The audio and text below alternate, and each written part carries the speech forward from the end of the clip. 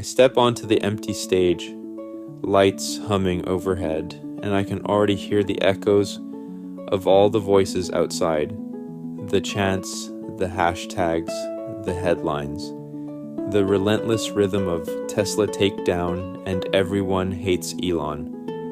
And I breathe in slowly because I know the world thinks it sees me, thinks it understands me, thinks it has the full story.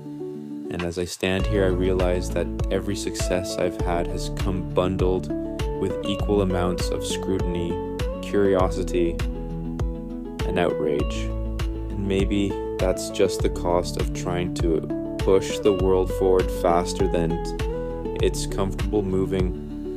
Because when you challenge entire industries, people don't always applaud. Sometimes they protest, sometimes they gather in crowds and paint me as the villain, the symbol of excess wealth or unchecked power. And I hear them saying I'm too rich, too influential, too reckless, too political, as if innovation has ever come from staying small, quiet, and agreeable. And I think back to the early days when people said electric cars were impossible, that rockets could never land, that humanity should settle for what it already had. And I pushed anyway, maybe too hard sometimes, maybe too publicly, maybe in ways that made people uncomfortable. And now I watch these movements grow online and in the streets, these campaigns that describe me as the architect of inequality or the embodiment of corporate overreach. And I want to tell them that I'm not the caricature they're fighting. I'm a person trying to solve problems even when the solutions look messy, expensive, or strange from the outside. And I know some people think I ignore criticism, but criticism is the background radiation of my life. Always present, always humming, and sometimes it fuels me, and sometimes it exhausts me. Like when I read posts claiming I'm controlling the future, or manipulating politics, when really I'm just trying to keep pace with the future racing uncontrollably toward us. And I admit I make mistakes, big ones, loud ones, the kind that burn across headlines and ignite entire movements. And I understand why that sparks anger, why some feel threatened or unheard in the wake of huge technological shifts. But I also want them to understand that innovation is chaotic, it's uncomfortable, it disrupts, it breaks, it rebuilds. And when they chant outside a factory or a conference or online, part of me feels the weight of their frustration, but another part of me hopes they realize they're participating in the same restless energy that drives me. Because protest is a kind of innovation too, a force demanding better answers. And maybe if we listen to each other instead of shouting past one another, we'd find that our goals aren't as different as they seem. Because yes, I'm building cars and rockets and networks and companies, but I'm also trying to build a future where humanity doesn't stagnate, where we survive, thrive, explore, expand. And even if some people hate me for the way I'm trying to do that, I'd rather face protest than apathy. I'd rather be challenged than ignored. And as the chants outside grow louder, I step forward into the spotlight and tell my story, not to silence them, but to remind myself that the world doesn't change quietly, and neither do I. And as I keep talking, as the lights burn hotter and the air gets thicker, I can feel how every word I say will be dissected, mocked, celebrated, twisted, depending on who's listening, because that's what my life has become, a constant prism where every angle shows a different version of me. And somehow all of them are true, and none of them are true at the same time. And when I hear the protests get louder, Tesla takedown, banners waving, everyone hates Elon trending again. I wonder if they realize how surreal it is to watch millions of people build an image of you out of fragments, screenshots, assumptions, and fears.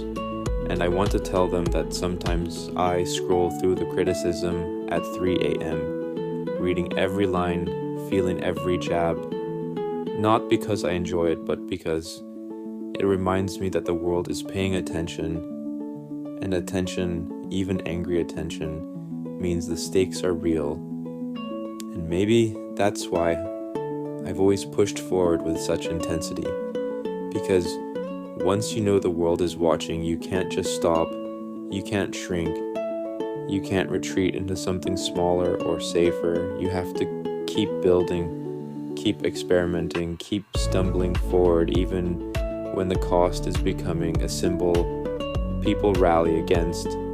And I hear them saying I wield too much influence, that I'm pulling strings I shouldn't touch, that my companies are shaping things ordinary people can't control. And I don't dismiss that.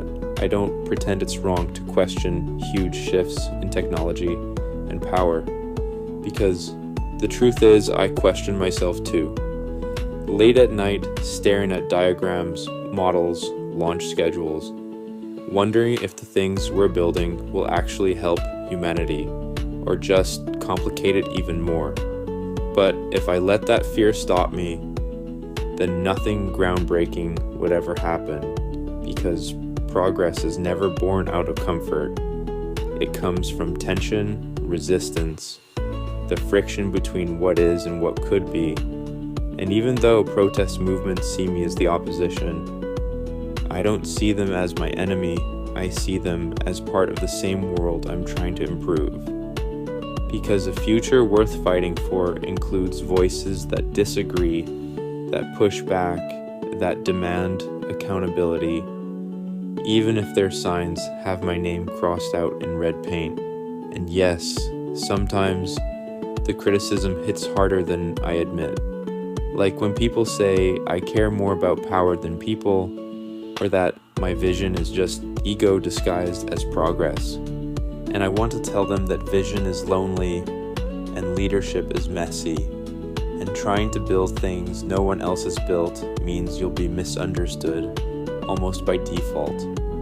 But I also know that none of that excuses my mistakes, and I've made plenty. Some that looked bold, some that looked foolish, some that ignited backlash that seems to grow bigger each year.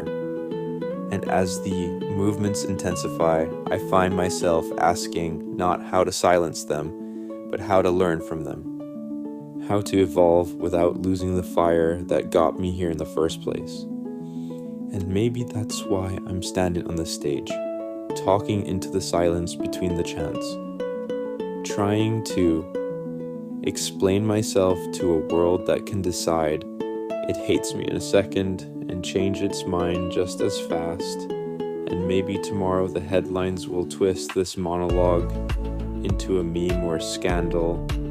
Or maybe someone in those crowds will hear even a fragment of what I'm trying to say and understand that behind all the noise, I'm still just a person trying to do something meaningful, something bigger than myself, something that protests or not. I believe the future needs, and as the distant roar of the crowd rises once more, I take a breath, steady myself, and step forward again. Because whether they cheer or shout, the world is moving, and I intend to keep moving with it. And as I stand here letting the noise of the world vibrate through the walls, I start thinking about how strange it is that a single person can become a kind of myth, a moving target people attach their frustrations to, because the chants outside aren't really about me, not entirely. They're about everything people feel powerless against: rising costs, massive companies, fast change, slow governments, a future arriving faster than anyone can process. And somehow I've become the face they project all that onto.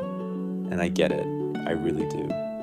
Because when innovation scales to the level of nations and industries, it stops feeling like invention and starts feeling like empire, even if that was never the intention.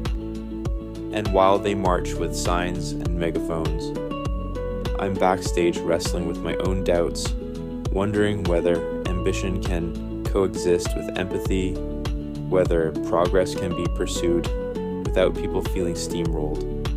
And I know sometimes I move too quickly, speak too bluntly, launch too boldly, and it fuels the everyone hates Elon momentum like pouring oxygen into a wildfire.